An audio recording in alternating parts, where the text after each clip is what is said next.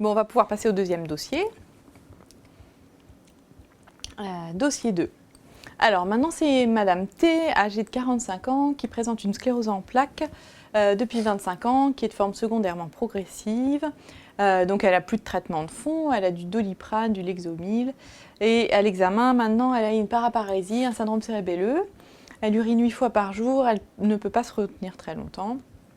Elle a des douleurs des deux membres inférieurs, un type de décharge électrique. Elle a également des spasmes aux membres inférieurs en extension, qui la font souvent tomber. Elle travaille dans un cabinet de notaire. Elle est en arrêt maladie depuis 6 mois qu'elle n'arrive plus à s'y rendre. Et elle est épuisée après une journée de travail.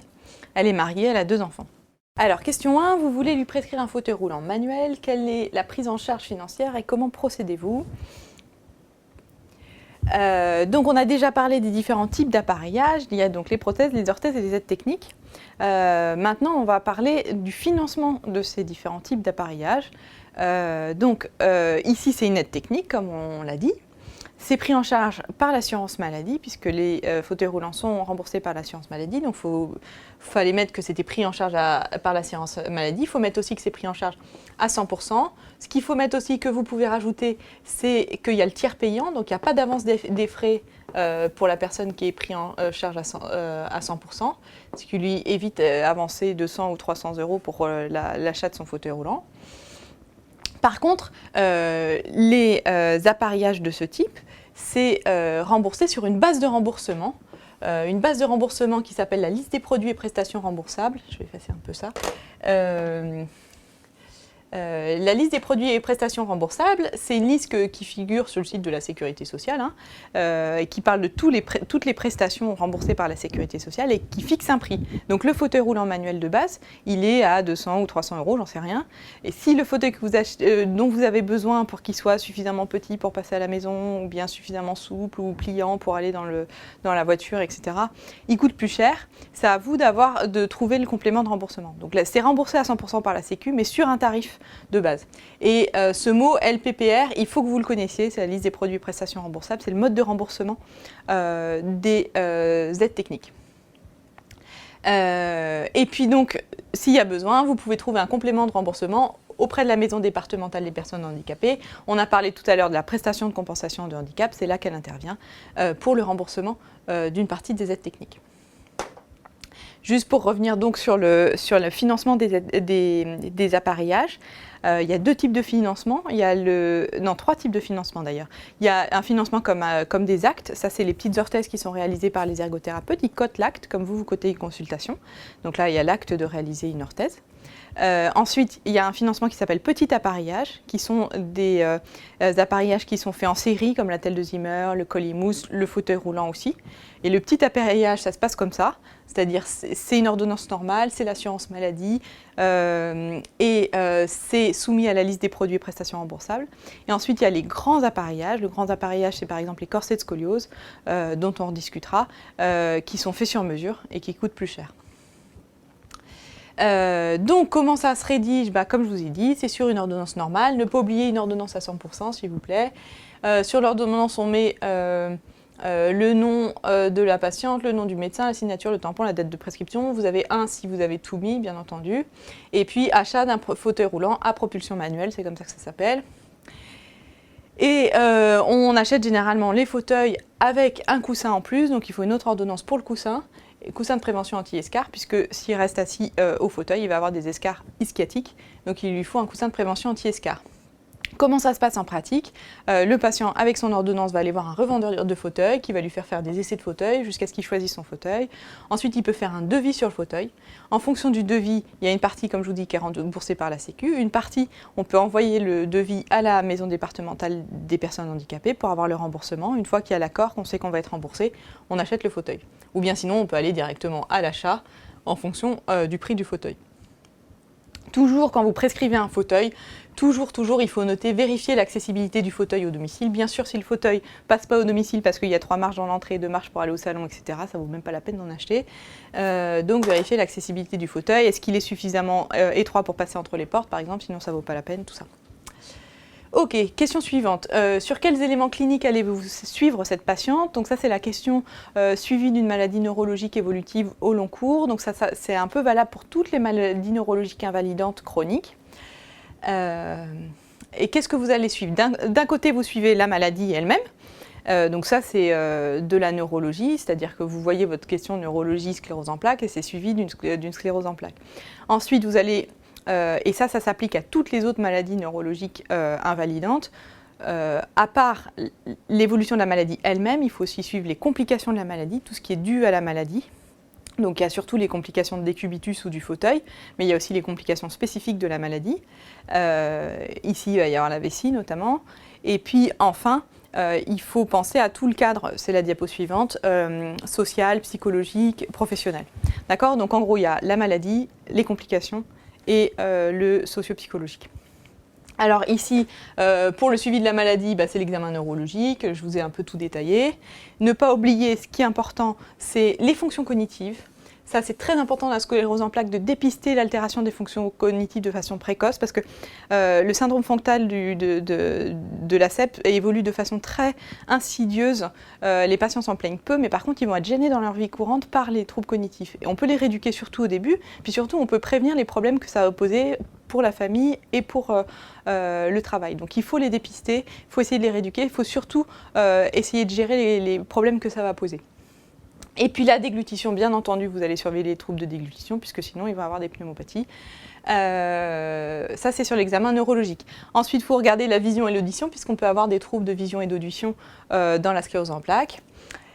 Les difficultés spécifiques de la sclérose en plaques, c'est la douleur, plus de 50% des patients, la fatigue, plus de 50% des patients aussi. Il y a des thérapeutiques spécifiques pour ces deux problèmes-là, donc il faut les dépister. Et puis, comme je vous ai dit, la deuxième chose, on va changer de stylo. Ici, ça, c'est la maladie elle-même. Ensuite, on a les complications de la maladie. Donc là, c'est les complications du fauteuil. Donc la peau, ostéo-articulaire, transit. Et puis, je rajoute en plus ici, parce que c'est la sclérose en plaques, il y a l'aspect nutritionnel, puisque c'est des patients qui peuvent se dénutrir assez rapidement, et la fonction vésico-sphinctérienne qu'on va voir tout à l'heure. Et ensuite, le troisième grand cadre, que je vais faire en noir, il y a l'évolution fonctionnelle, psychologique et socio-professionnelle. Ça, c'est hyper important. Il faut le refaire à chaque consultation puisque c'est une maladie évolutive. Donc, les questions se reposent à chaque fois. Et sur les questions les plus importantes, c'est comment vous déplacer. Est-ce que vous arrivez à marcher? Est-ce que vous n'y arrivez plus? Votre fauteuil, est-ce que vous arrivez à l'utiliser? Est-ce qu'il faut passer un fauteuil électrique? Est-ce que vous arrivez à faire vos transferts? Qui c'est qui fait les transferts? Comment on peut vous aider pour que vous fassiez vos transferts? Comment vous faites pour faire votre toilette, votre habillage? Est-ce que vous êtes autonome ou pas? Quels sont vos besoins d'aide? Donc ça, c'est à refaire, c'est assez important. Psychologique, il y a énormément de dépression dans la sclérose en plaques, donc ça, faut les prendre en compte. Et puis socio-professionnel, encore une fois, comment ça se passe avec son entourage, comment ça se passe au travail, qu'est-ce qu'il va falloir faire par rapport à son travail.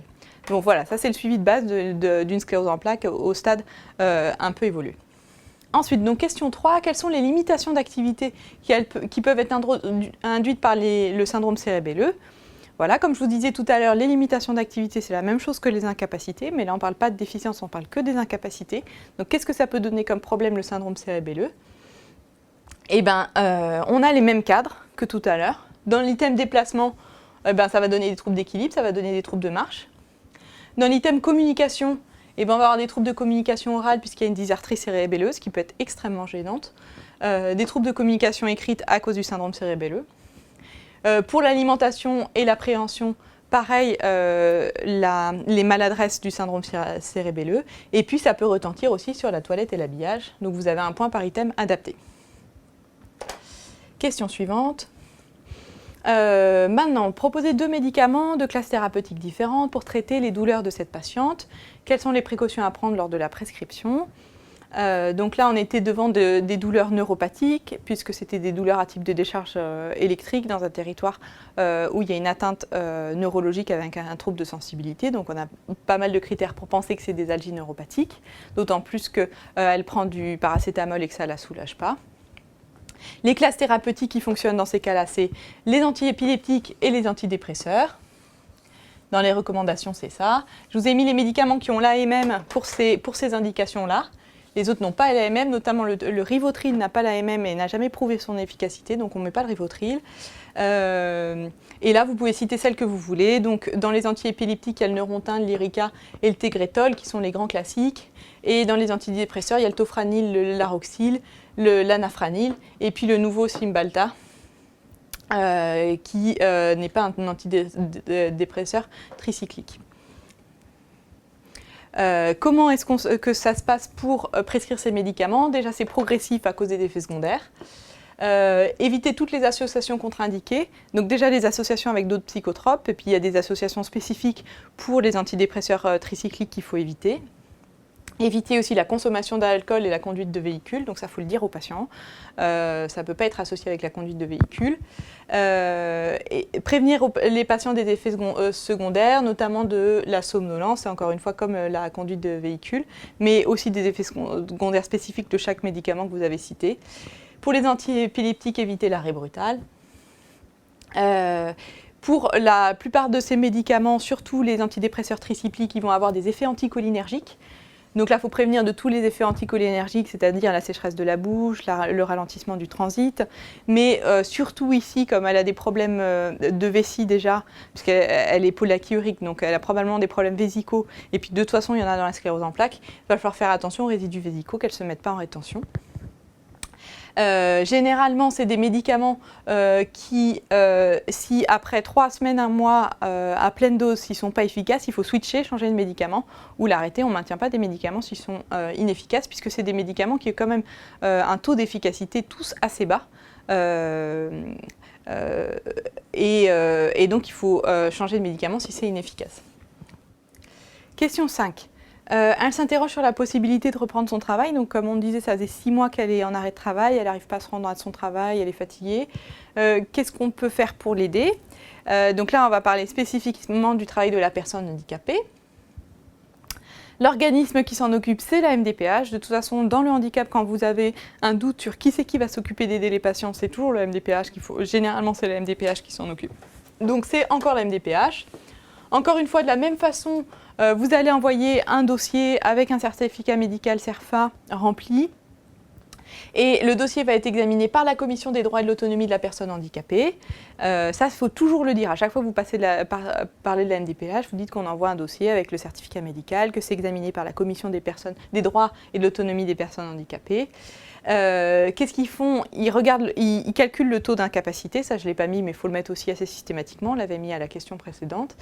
Et ce qu'ils font, c'est qu'ils évaluent le projet de vie, parce que dans le dossier qu'on envoie à la MDPH, le patient remplit lui aussi un dossier qu'il appelle le projet de vie. Et ça, c'est évalué par la commission. La commission regarde le projet du patient et prend des décisions en fonction du projet de vie.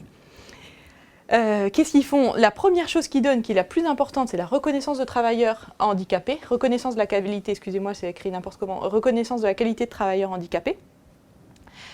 Qui donne accès à tous les emplois protégés, aux formations spécifiques, etc. Donc ça, c'est une chose importante. Et puis ensuite, il y a des aides pour construire le projet professionnel. Soit maintien dans le même poste, soit reclassement professionnel. Je vais passer. Ici, chez elle, on va essayer de la maintenir dans le même poste si c'était possible. Qu'est-ce qu'il va falloir faire? Un aménagement du poste, surtout une réduction du temps de travail. Donc ça se discute avec, bien sûr, l'employeur, le médecin de travail. Comment est-ce qu'on peut aménager le poste, qu'elle travaille moins longtemps ou en horaire fractionné pour qu'elle soit moins fatiguée, donc que le matin ou que le soir. Ce qu'il faut toujours, fauteuil égale accessibilité des locaux, comme je disais. Donc il va falloir vérifier l'accessibilité des locaux, faire des travaux si c'est nécessaire. Et puis ensuite, vous pensez, donc il faut penser au type de poste, il faut penser aux locaux et il faut penser au transport, comment ils font pour y aller. Donc là, pour y aller, soit elle y va en transport en commun et il faut qu'elle ait la carte d'invalidité pour prendre les transports en commun puisqu'ils vont être gratuits, elle va avoir l'accès aux places protégées, etc. Soit elle y va dans son propre véhicule et dans ce cas-là, il lui faut 2 choses. Déjà, il va lui falloir aménager le véhicule si elle n'arrive pas à utiliser ses jambes. L'aménagement du véhicule il peut être financé par la MDPH, encore une fois par la prestation de compensation de handicap. Et puis le permis doit être validé par la commission départementale du permis de conduire. Et puis il faudra lui donner le macaron ou la carte européenne de stationnement, c'est la même chose, pour qu'elle puisse se garer. Voilà un peu tout ce qu'il faudra pour l'aider à reprendre son travail. Une dernière chose, on peut proposer, alors ça peut être dans cette situation-là, ça peut être dans d'autres situations, chez tous les patients qui ont été en arrêt de travail depuis au moins 6 mois, la Sécurité sociale propose des mi-temps thérapeutiques, c'est-à-dire qu'elle permet aux gens de reprendre un mi-temps pendant une durée déterminée, de quelques mois généralement, pour pouvoir reprendre progressivement le travail. Donc elle, si elle se sent mieux, on peut lui proposer un mi-temps financé par la Sécu, ça n'a rien à voir avec ce que j'ai dit tout à l'heure qui était financé par la MDPH, où elle va être à mi-temps pendant quelques mois, puis ensuite elle reprend à plein temps, c'est une façon de reprendre progressivement. Donc ça peut être valable pour la dépression qui a duré pendant 8 mois, pour toutes les pathologies qui ont duré au moins 6 ou 7 mois. Question suivante, rédigez votre ordonnance de kinésithérapie. S'il y a une question qui est importante, c'est celle-là. Dans toute la conférence, il faut vraiment que vous sachiez rédiger une ordonnance de kinésithérapie, préciser les objectifs. Un petit détail aussi, je vous ai parlé des objectifs de kinésithérapie. Pour l'instant, je n'ai pas parlé des techniques. Ce n'est pas du tout la même chose. C'est-à-dire que quand on demande les objectifs, il ne faut pas parler de massage, il ne faut pas parler de mobilisation, ça ce sont des techniques, c'est de la perte de temps et ça énerve le correcteur. Donc on ne parle que d'objectifs. Et là, si je ne vous avais pas précisé ça, de toute façon, dans une ordonnance de kinésithérapie, on cite les objectifs, on ne cite pas les techniques. C'est le kinésithérapeute qui choisit les techniques. Donc vous ne parlez des techniques que si on vous les demande spécifiquement. Ok, donc ici, ne pas oublier que c'est une ordonnance à 100%, bien entendu. Il va falloir mettre les infos habituelles qu'on met sur toutes les ordonnances. Et puis, il faut mettre le mot massokinésithérapie ou kinésithérapeute, ça c'est important. Donc, massokinésithérapie, des 4 membres et du tronc. Donc, il faut citer l'endroit que vous voulez rééduquer. Ici, moi, c'est les 4 membres et le tronc. Et puis, la marche aussi, j'aurais pu mettre la marche, si jamais elle est encore marchante. Et puis, il y a quelques informations qu'il faut mettre toujours sur toutes les ordonnances de kinésithérapie. C'est standardisé, il faut toujours le mettre. Donc, comme je vous ai dit, il faut toujours mettre kinésithérapie, il faut toujours mettre l'endroit qu'on rééduque. Et il faut mettre, si c'est au domicile ou au cabinet, donc là c'est au domicile, j'ai pas mis de point, mais en fait j'aurais pu, vraiment il faut préciser que c'est au domicile. Il faut préciser si c'est en urgence ou sans urgence. Ici il n'y a pas d'urgence, c'est une pathologie chronique, donc c'est sans urgence. Et il faut préciser toujours le nombre de séances. Donc là, il faut vraiment que vous connaissiez tous ces items et que vous les mettiez systématiquement sur toutes les ordonnances de kinésithérapie. Pour savoir à peu près le nombre de séances, ici c'est une pathologie chronique, donc on va en mettre pas mal. Et puis on veut surtout entretenir certaines fonctions, donc on ne met pas trop de séances par semaine. Si vous voulez faire progresser les gens, c'est plutôt 3 séances par semaine qu'on donne. Et sur les pathologies aiguës comme l'entorse de cheville, les douleurs aiguës, etc., s'il y a une indication, c'est plutôt 10-15 séances. Ensuite, donc là, je vous ai dit déjà ce qu'on mettait sur l'ordonnance. Tout le reste, on le met sur une lettre adressée au kiné. Sur la lettre adressée au kiné, on met la pathologie, les contre-indications en précaution et les objectifs. Ça ne se met pas sur l'ordonnance parce que c'est médico-légal. Vous n'avez pas le droit de mettre un diagnostic sur une ordonnance. Donc sur une lettre adressée au kinésithérapeute, ça faut le préciser, vous mettez la pathologie. Donc ici, il y a la NCEP avec une paraparésie et une atteinte cérébelleuse. Les contre-indications et précautions. Donc, particulièrement pour la CEP, il faut respecter la fatigue et éviter la chaleur, puisque la chaleur souvent est assez mal tolérée par ces patients. Les objectifs, je vous ai dit que les objectifs étaient assez standardisés, les objectifs de kiné c'est un peu toujours les mêmes. Ici c'est le cas, il y a la douleur, il faut faire de la lutte contre la douleur puisqu'elle a mal. Il va falloir faire du maintien des amplitudes articulaires, encore une fois les amplitudes articulaires. Ensuite du renforcement musculaire, pareil. Et de la rééducation neuromotrice, puisqu'elle aussi elle a une atteinte de la commande, donc rééducation du muscle et de la commande. Travail de l'équilibre et de la marche. Travail des transferts, puisqu'elle a un fauteuil roulant, donc il faut lui faire travailler les transferts. Et puis comme je vous dis, on dit toujours réentraînement à l'effort, c'est toujours utile, en l'absence de contre-indication, elle n'en a pas. Réentraînement à l'effort pour toutes les pathologies chroniques. Ici elle a un fauteuil roulant, donc il faudra aussi lui faire du travail de l'utilisation du fauteuil roulant. Et toujours aussi vous mettez autoprogramme d'exercice. Donc il y a deux éléments que vous mettez toujours sur les ordonnances de kiné pour les patients un peu chroniques, c'est autoprogramme d'exercice et réentraînement à l'effort. Le reste, c'est un peu toujours les mêmes objectifs de kinésithérapie. Ensuite, question 7, quels sont les éléments de surveillance vésico-sphinctérienne? Juste la surveillance. Donc ça, c'est une patiente qui va avoir une vessie neurologique centrale, puisqu'elle a une atteinte médulaire, paraparésie, elle a une atteinte comme les paraplégiques ou les tétraplégiques. Et donc, elle va avoir une vessie qui va se compliquer non seulement de rétention, puisqu'il y a un sphincter qui s'ouvre mal, ça s'appelle la dyssynergie vésico-sphinctérienne, Mais en plus, qui dit rétention dit infection urinaire, etc. Et puis mauvaise vidange. Et puis c'est aussi une vessie qui est un peu hyperactive, qui a des réflexes désinhibés. Et donc l'hyperactivité des trusoriennes occasionne des fuites ou bien une augmentation des pressions dans la vessie. L'augmentation des pressions dans la vessie va faire remonter de l'urine vers les reins et donc donner des pathologies de reflux. C'est juste pour vous donner un peu le tableau. Globalement, ces vessies-là, elles peuvent poser des problèmes de fuite, des problèmes de rétention, donc c'est assez mixte, et les complications, c'est surtout les infections urinaires et les pathologies du haut appareil. Donc il va falloir penser à tout ça quand vous surveillez ces vessies-là. Et là, je les ai tous mis. Alors à l'examen clinique, surtout dans la surveillance, ça c'est surtout pour la qualité de vie, c'est important de savoir si elle a des fuites, si elle a des impériosités, si elle a une dysurie, si elle a une pollakiurie. Tout ça, ça peut se mettre dans un calendrier mictionnel. On demande aux gens, ça on le fait toujours, hein, on demande aux gens de dire tous les jours, pendant 3 jours, à quelle heure ils ont allé aux toilettes, combien ils ont fait, est-ce qu'ils avaient des fuites. Ça, c'est un calendrier mictionnel. Ensuite, comme je vous ai dit, c'est important de suivre les infections urinaires, combien ils en font. On ne fait pas de CBU systématique, on ne traite jamais des bactéries asymptomatiques dans les vessies neurologiques parce que de toute façon, ils ont toujours des ECBU positifs, donc on traiterait les gens en permanence. Quand ils vont faire une pyélonéphrite, on n'aura plus de ressources thérapeutiques puisqu'ils seront résistants à tout.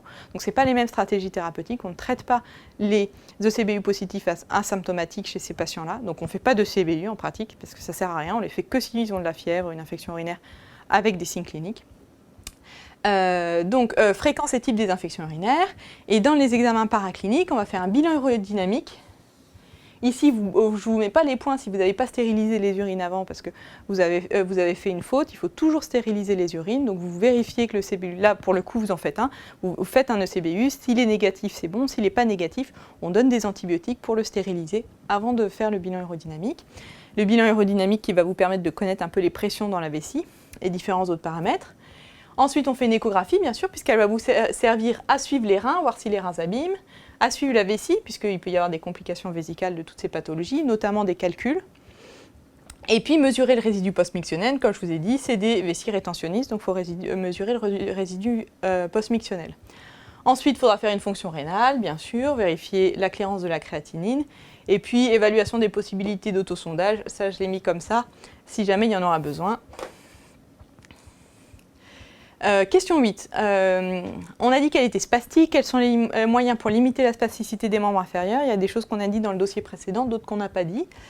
Chez les patients paraplégiques ou tétraplégiques, tous les médulaires et les scléroses en plaques aussi, la première chose à faire quand soit la vessie fait trop de fuite, soit il y a trop de réflexes, donc une spasticité, c'est de rechercher une épine irritative. Le principe d'une épine irritative, c'est qu'il y a un élément en sous-lésionnel, donc au membre inférieur, qui devrait faire mal, qui ne s'exprime pas par la douleur puisqu'il y a des troubles sensitifs, mais par contre, il va s'exprimer par une exagération des réflexes et donc par une spasticité gênante. Et donc, il faut chercher quel est le problème. Ça s'appelle épine irritative.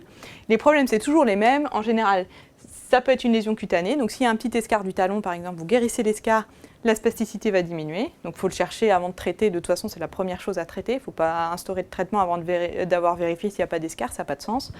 Et c'est la même chose pour tous les autres petits problèmes. Les infections urinaires. Donc là, pour le coup, on peut essayer de voir s'il ne faut pas traiter une infection urinaire. Il y a beaucoup de fractures qui passent inaperçues. Il suffit qu'ils tombent, ils se cassent quelque chose. Les entorses, pareil, elles peuvent passer inaperçues. Les phlébites, c'est classique chez les patients au fauteuil.